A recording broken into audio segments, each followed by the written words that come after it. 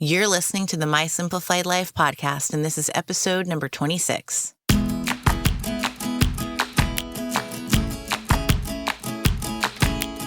Welcome to the My Simplified Life podcast, a place where you will learn that your past and even your present don't define your future.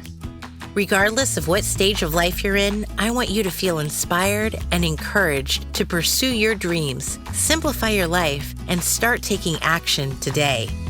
I'm your host, Michelle Glogovac, and I'm excited to share my stories and life lessons with you while taking you on my own journey. This is My Simplified Life.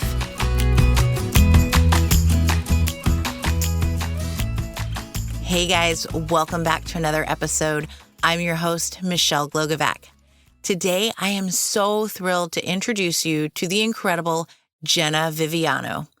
Jena is the host of Your Career Story podcast and is a career coach who went from standing in the middle of the New York Stock Exchange floor to coaching six-figure women on their corporate careers. I met Jena about a year ago when I was writing the show notes for her podcast, and during that time, I can tell you that I learned about what a powerhouse of information she is. Jena is a ball of fire, and I simply adore her. She's going to change the way you look at and use LinkedIn and offers some of the most insightful tips and tools. You're going to figure out how to network on LinkedIn and utilize it to your benefit. Jena is like many of us who worked a corporate 9-to-5 and launched a side hustle, which is now her full-time business. She shares how this was a way for her to discover what she loved doing the most and how she was able to turn it into her career. This interview is truly packed with the most valuable information, and at the end, Jena is offering you all a freebie checklist on how to update your LinkedIn profile. Grab your coffee, pen, and paper because this episode is going to have huge amounts of knowledge that you are going to want to implement today. Hi, Jena. Hi, thanks for having me. I'm so excited to talk to you and to introduce the world to you, at least my listeners, because the majority of the world knows who you are. Can you please tell everyone what it is you do and a bit about yourself? Yeah, so I am a career coach specifically for mid to senior level women who are trying to make a strategic career move in their lives. So I really focus on personal branding and helping people position themselves well in the marketplace. But I kind of got there in just like a really random roundabout way, because if you would have told me when I went to college that I was going to be a career coach, I definitely would not have assumed that was going to be the case this many years later, you know? I don't think any of us thought we were going to become what we are in college. I was a law major, and so podcasting, Really? that barely existed. Yeah. That is funny. I mean, I was a finance major and a marketing double major. So the marketing piece kind of applies, but the marketing that they were doing back then versus, I'm dating myself, but like not even that much, right? Not even dating myself that much, but the marketing that we're doing now versus then, it's totally different. Oh, absolutely. And I can date myself because I know how old you are, and I've got almost 10 years on you. So Facebook wasn't even in existence when I was in college. Yeah, well, I mean, it just started when I was in college. Like that was just the first start of it. Now we have like a whole new industry that's something completely different that we didn't have 10, 15 years ago. So it's crazy how the markets change. Yeah, how the world changes overall and technology. Yes. So when you got out of college, did you go right into finance? Yeah. So I actually worked on Wall Street for a couple of years. I started my career off in investment banking and realized quite quickly that lifestyle was super not for me. I was pretty miserable. And then I worked for a couple of years at the New York Stock Exchange, which was an amazing, amazing experience. But I realized while working there that I was not very good at finance, which is not like the best place to figure out you're not very good at finance. And so I really started to explore what was I good at and what did I want to do. And I had the opportunity when I was working at the New York Stock Exchange just to do a bunch of different things. One day they threw me in front of a camera and said, report live from the trading floor. I got to partner with people on the marketing team. I was really interested in the PR side of things. And I was able from there to really discern for myself, okay, what were the things that I loved doing about my job? And what were the things I hated doing? And how can I move closer towards the things I love doing? What I now call quarter turns for my coaching clients. And so I made a move and ended up working for at the time, a really small startup called themuse.com, which was a career advice site, ironically. And I was actually their 11th salesperson. And by the time I left 2 years later, it was about 160 employees total. Wow. And they're not small anymore. They're not small anymore. Yeah. But they're lean is what I probably would. They were like a lean startup, but they're like they're just an amazing company. And I got the opportunity to get in really early, which was awesome to see the growth of that organization. And while I was there, that's when I actually started my side business that is now my full-time business. And I want to hear all about that. I also want to add that I think working for a startup is like one of the craziest jobs you can have. I've worked for two. And yet, since you get to wear so many different hats, you get the experience of so many different positions. I think it's really key in figuring out what you like to do. Oh, 100%. I think it's so important to figure out what you want to do. And once you figure that out and you get a little bit more clarity, it helps kind of it helps give you more direct. When you have clarity, then you have like stepping stones and like a step-by-step plan to make forward. The biggest issue that I see with a lot of people is they don't spend the time to get the clarity because they just want to get to the action steps. And I see that with business owners and with people in 9-to-5 jobs. Yeah, they just want to have it happen. Yeah, exactly. But which is not logical. Yeah, you have to do the hard work first. Like the clarity piece is more important. I tell my clients who are 9-to-5ers, like the clarity piece is so much more important than the resume and the LinkedIn, even though that's what they think that they want. You got to know where you're going to make all these other tools work. And I think it's similar for me in my business. If I don't really have clarity on where I want to be going, me implementing different marketing techniques is not going to be truly helpful. So how did you become a career coach? I've had a life coach on and I asked her a similar question because, you know, especially in life coaching, I see like 22-year-olds who say, oh, I'm a life coach or I'm a business coach. And I'm like, you don't have that much life experience. You know, even at 39, I'm going, I don't know if I have that much experience to call myself a life coach, you know? So how did you come about becoming a career coach and at a young age too? Yeah. So actually it was 25 when I started this business, which is like crazy to think about now. Like, I'm like, wow, I was so young starting. I just was bold. And the way that I did it was I realized that I was really good at making career pivots. And I started having a lot of people ask me, how did you do it? And so at that time I was always an entrepreneurial spirit ever since I was a little girl. I'm a daughter of an entrepreneur. And so I just kind of always had that within me. And so I was looking for an opportunity to make some side cash because I was living in New York City and that's expensive. And I realized I could start charging people to redo their resumes. And that's really how I started. And it kind of grew from there over time. So I had my first client. I think I charged her like $100 an hour and I worked with her over a couple of months to help her get discernment. God bless, because I don't think I really knew what I was doing at that time. And it really grew over time, where over about 2 years, I just had it as a side hustle. And it was awesome to have that extra cash in New York City. And then around the 5-year mark of me being in New York City, I decided it was time to move to the South. And I was going to launch my business simultaneously. So when I moved to Nashville from New York about 3 years ago, that's when I launched my business full time. And I've been doing it ever since. I love it. And your focus, I know this, but I don't think others know this, is LinkedIn. You're huge on LinkedIn and such a proponent of it. And I can tell everyone firsthand, I've learned a lot from you. I've revamped my LinkedIn because of what I've looked on your guides and listened to your podcast. How is it that you became such a lover of LinkedIn, and what has it done for you and your clients? Yeah, I think for me, I was really just surveying where was the opportunity. I was overusing Instagram. It wasn't converting for me very well. And I just never wanted, it was honestly out of me just not wanting to be on the other platforms was like kind of the first step. And then the second step was really realizing that my clientele were on LinkedIn and really actively looking for services like mine at that time. And so for me, I knew how to use LinkedIn for my clients, right? I was teaching them how to use LinkedIn to find jobs. And then I realized it was the best thought leadership platform that's out there. So Instagram is becoming more saturated. Facebook's super saturated. LinkedIn is in this weird season where people think that it's just a job search platform, where LinkedIn is the best kept secret in all of the social media tools. Yes, because preach. LinkedIn honestly allows you to become a thought leader in your space. It allows you to access corporate partners. So even if you're like a B2C type of business, if you ever think about wanting to connect and have sponsorships with big organizations, guess where their employees are, that the people that you need to get in contact with, you can find them on LinkedIn. So having a LinkedIn presence, I realized for me was so important. I gained clients using LinkedIn. I was able to build my following to double it in a year only by posting. No paid traffic, only organic. And it's allowed me the opportunity really to understand who my client is and reach them on a more more personal basis because I live in their DMs. So I am connecting intentionally with my ideal client because I can actually filter for who they are versus like on an Instagram or a Facebook, you're really creating content and hoping to attract your ideal client, which I still do, but LinkedIn kind of levels that up by actually allowing you to physically connect with that other human being and get into their inbox. I love that. And as a entrepreneur slash business owner, I'm going to ask you a personal advice question because I do have a LinkedIn business profile for my company, but I find that my personal page gets much more traction. So that's where I put my focus. Do you see that as well? Yes. I don't use my business profile really at all. Good to know.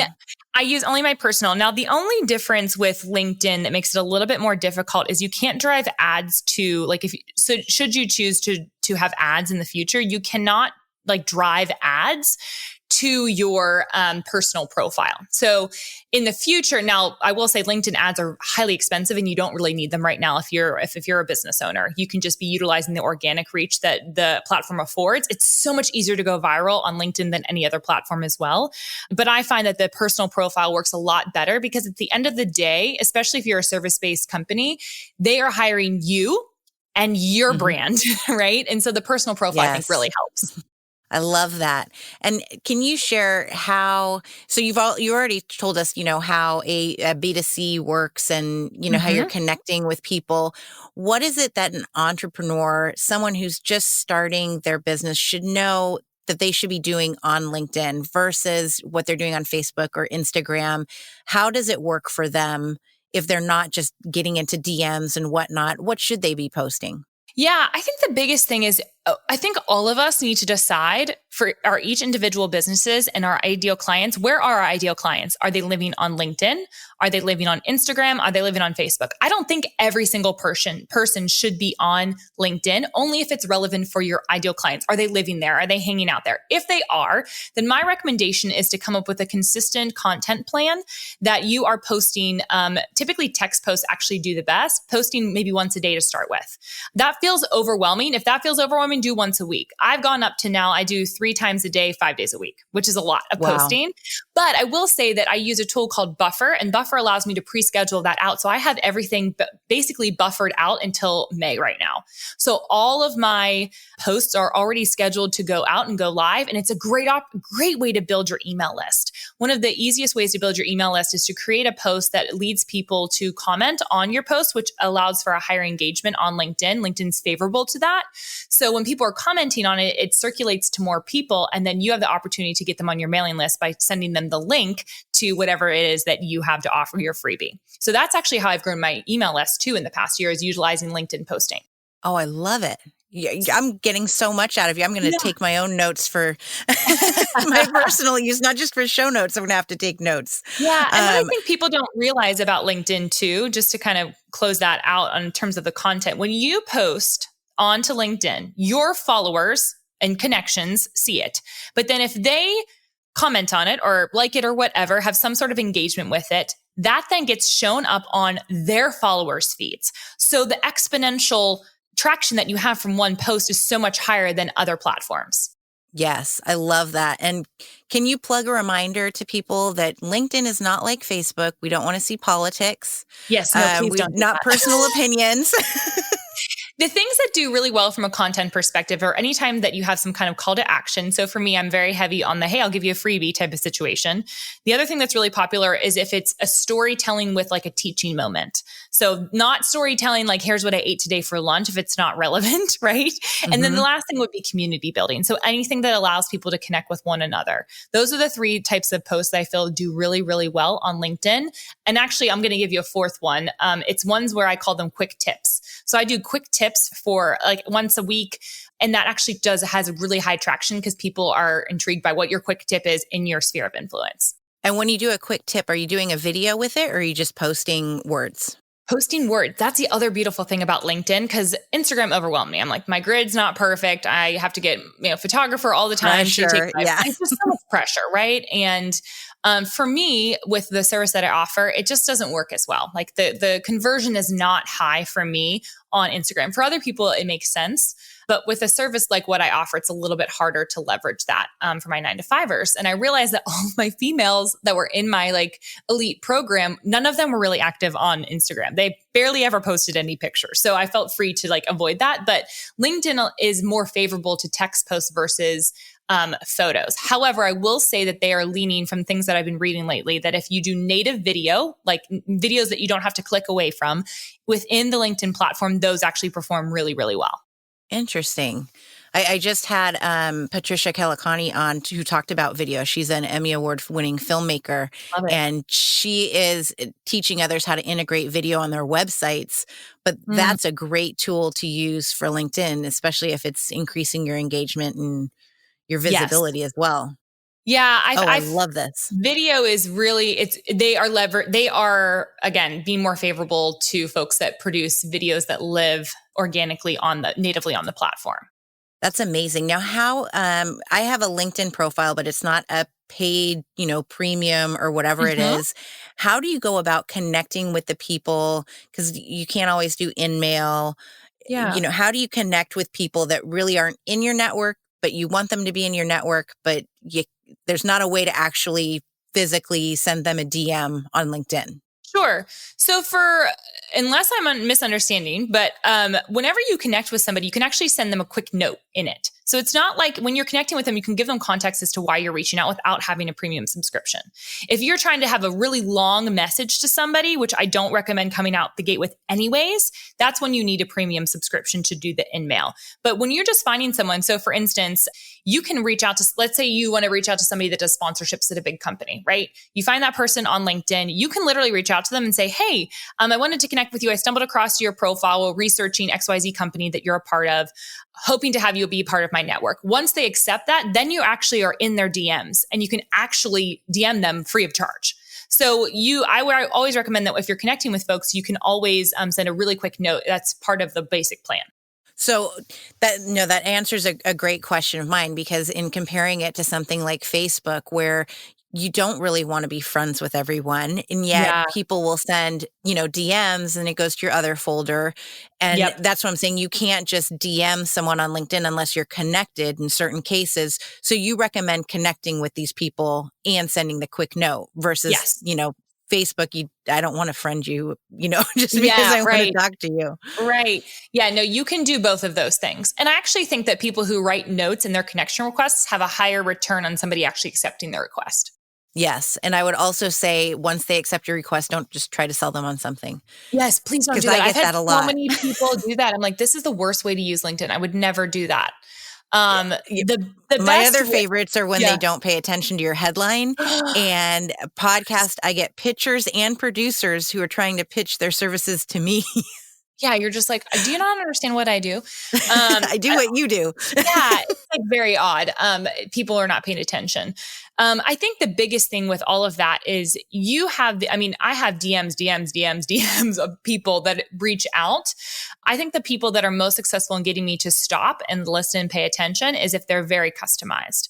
And so if you're utilizing it, part of the point about connecting is to build a relationship, right? Build a relationship. And ultimately too, if you're producing content and you're connected to them, they're going to see your content. I've had people that have been following me for 6 months. Obviously I had no idea that they existed. And then they reach out to me and say, I've been following you for 6 months on LinkedIn. I love the content you produce. Let's set up a time to call. And I'm thinking about hiring you. So that for me, I feel like is such a win. The more people that you're connected with, the more opportunities you have to share your thought leadership, which ultimately is driven to help you help people, right? And help you increase your revenue and the services that you have offered. So. Absolutely. I'm over here shaking my head as if you can see me. Yes, all the way with the content, I think with the podcast and with, creating this content in posts and stuff, they play such big roles in attracting the people that want to work with you versus, having to not weed them out, but really to figure out who they are and if you're a good fit. Because if they already know what kind of content you produce and who you are, and they see you and they hear you, then they know that they want to work with you. It's an easy sell. It's an easy sell. That is so true. And I've actually utilized my podcast and used it on LinkedIn and LinkedIn on podcasts. And it's just been a really great tool for me to connect with people. I always tell people if they're listening to my podcast, connect with me on LinkedIn. I want to meet you. I want to know what other podcast episodes you're interested in. So I really make sure that it's all meshing together and working together. Yeah. And we have to talk about your podcast too. Oh. I love it. It's full of information. I know this firsthand, everybody. That's how Jena and I met. That's true. That is true. Through the podcast. Yeah. So Jena, when you have clients that come to you who are going from a 9 to 5 and want to launch their own business, what does that look like from a coaching standpoint? So I have clients, most of my clients are trying, I joke that I try to keep people in corporate. But some of my clients will come into my program. Typically, all of them have an entrepreneurial spirit. I actually get a lot, even though I'm business podcasts all the time, but those are the 9 to 5ers that are listening to the business podcast that want to hire someone like me. So it's kind of funny. Every single one of my clients that's in the program, they're all entrepreneurial spirit. So some of them will take what I call a dual track process, where if they are in a corporate position and they are thinking about taking a job change, but they're also toying with this idea of a side hustle, we talk through how do they do both. I have a client right now who is trying to find a new job simultaneously while starting to build out her side hustle practice to eventually take full time. So we really identify it's asking those questions and getting clarity. What do you actually want in your career? Where do you feel like you're thriving? And how do we take a quarter turn closer to that? And so sometimes it looks like a dual track process. That's a lot of work. But yeah. I've been there. I've done side hustles while doing a corporate 9 to 5, and you can make it happen. And honestly, I think being a business owner, and you can attest to this too, it's almost more work than doing a 9 to 5. Yeah. And I will say, here's the thing that I think that side hustles really allow us to do is there's no pressure for you to perform at a high level because it's not your sole income right now. It allows you to work. I'm so grateful for the 2 years that I did my side hustle because it allowed me, people talk about going full time, how it's so overwhelming and so stressful. It was a breeze for me. I'm like, why didn't I do this sooner? Like it was not hard for me to make that transition. But I think the reason why I was very successful is because I learned what I liked to do in my business and what I didn't like to do in my business and what worked and what didn't. And so when I took it full time, it allowed me to scale at a much rapid pace than if I just started from ground zero. So I'm a huge proponent for my clients that do end up deciding to, either do consulting or freelancing, or they start their own kind of side hustle while they're going through the job process. I always encourage them to start small. Don't worry about going big or going home, but just building on top of each other. Now, for someone who's in a corporate 9 to 5 and they feel like they're just stuck in a rut, how do you guide them on whether it's the job or the actual company that they are unhappy with? Because I definitely feel there's a difference having worked for different corporations, yet doing the same thing. I can tell you I loved what I did, but depending on who the company was, that could have been the make or break it. And sometimes I think it might be hard for people to distinguish between the two. Yeah, that's why I think coaches are so important during that process. If you're feeling really stuck and you can't discern if you like what you're doing or if you just don't like the company, which by the way, 9 times out of 10, it's the person doesn't like the company and their boss. They actually are okay with the function of their job. It's very rare that it's the opposite. But the way that we kind of discern that and how we walk through that is you as an individual need an outside party that's not your spouse or a friend or a coworker to discern that for. You need somebody who has expertise to be able to really take a 30,000 foot view, look at your career as a whole, see where you have the potential to go and see where you've been, and be able to map out that storyline for you and help you determine and ask the right questions as to whether or not it's actually the job or the company. Oh, I love that.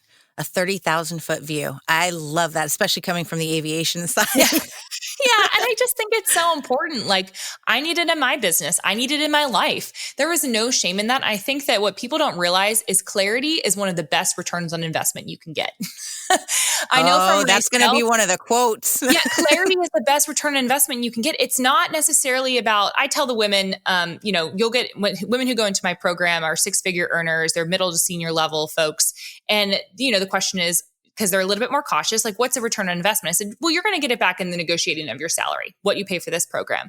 But I can guarantee you that the mindset shifts that you have and the clarity that you get is going to be priceless. And I just had a woman who got a job and landed a job within the program while she was still in the program. And she sent me a message and said, even if I hadn't gotten the job, even if I hadn't gotten like more money in this new job, I would have still said that this program was 100% worth it because of the clarity that I received and the confidence I have now in myself. That kind of stuff is priceless. Yes. So tell us about the programs that you have that you're offering to women specifically, right? You work Yeah. with men too, though. I do. My coaching programs now are just for women, just because it's a Okay. very small environment for, again, those mid to senior level 100K plus earning women. It's called Recruit the Employer. So that's my signature program. It's the only coaching program that I offer right now.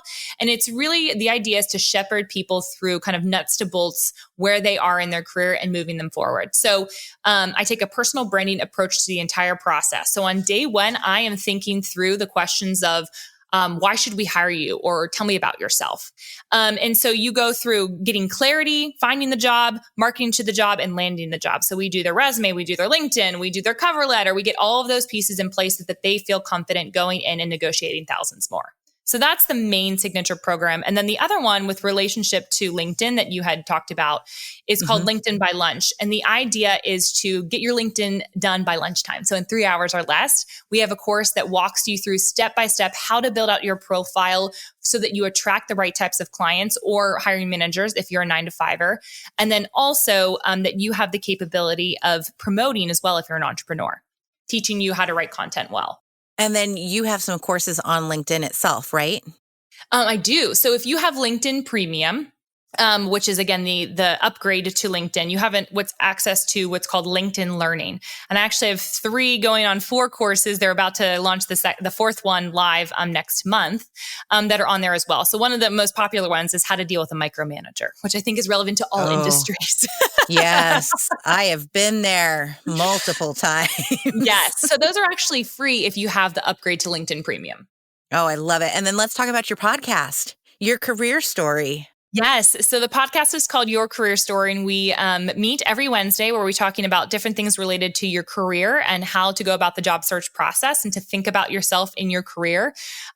We are, as we're recording this, we're in the midst of the coronavirus. And so we're actually doing a daily podcast next week just to kind of talk about the subjects related to how that affects layoffs, how that affects the way that you think about your career long term, and what you can proactively be doing versus being reactive. And I think that's what a lot of people are doing right now is operating out of fear and reaction. And I want to encourage the people that are listening to my podcast to operate out of proactivity and positivity.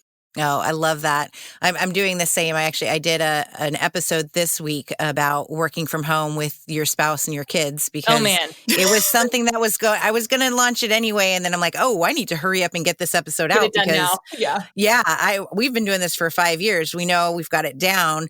But everyone else is going, oh man, what do I do? My husband's home.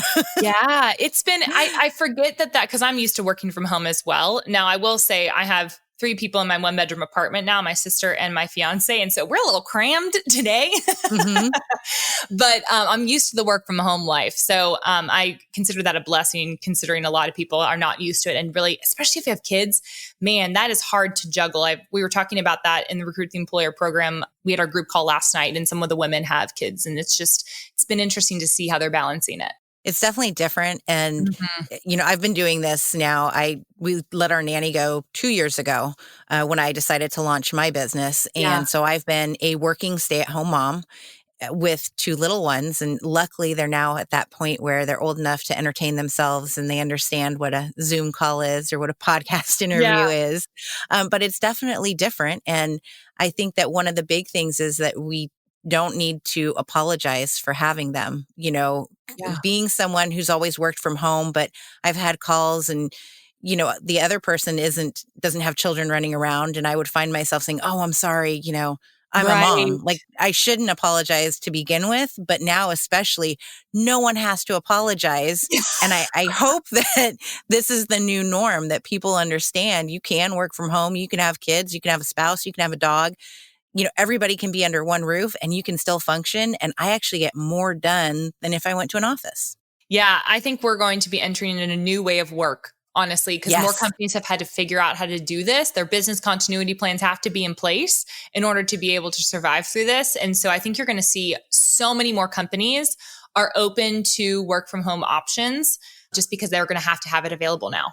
I completely agree. I actually said this to my husband at the dinner table last night. I said, it's so great that now these telecommuting opportunities are going to open up because, we're in Silicon Valley where if you want to work for Facebook or Google, you have to go to the office or Apple. Mhm. And now everybody's working from home. Isn't it a miracle? Work is still getting done from home. Yes. So, Yes. yeah, I I love think it. things are definitely going to change. Yeah, I'm excited about it for other people because I don't plan on getting a corporate 9 to 5 anytime soon. We won't keep you in But or put you back in corporate.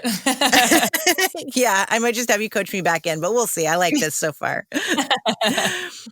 Jena, where can everybody find you on the internet? Yes. So the number one place is going to be LinkedIn. So if you just type in my name, Jena Viviano, and that is Jena with one N, you're going to find me there. I produce a ton of content. Tell me that you found me on this podcast. And I also have a freebie for your listeners. If they're interested in diving into LinkedIn, you can check that out at jenaviviano.com/checklist. And there are the top 10 things you need to have on your LinkedIn profile. So it gives you kind of, again, clarity around what do you need to do next to improve your LinkedIn profile. And it is fabulous because I have used it, downloaded it, and changed my LinkedIn just based off your checklist. So Awesome. I can testify to that one for sure. I'm so glad.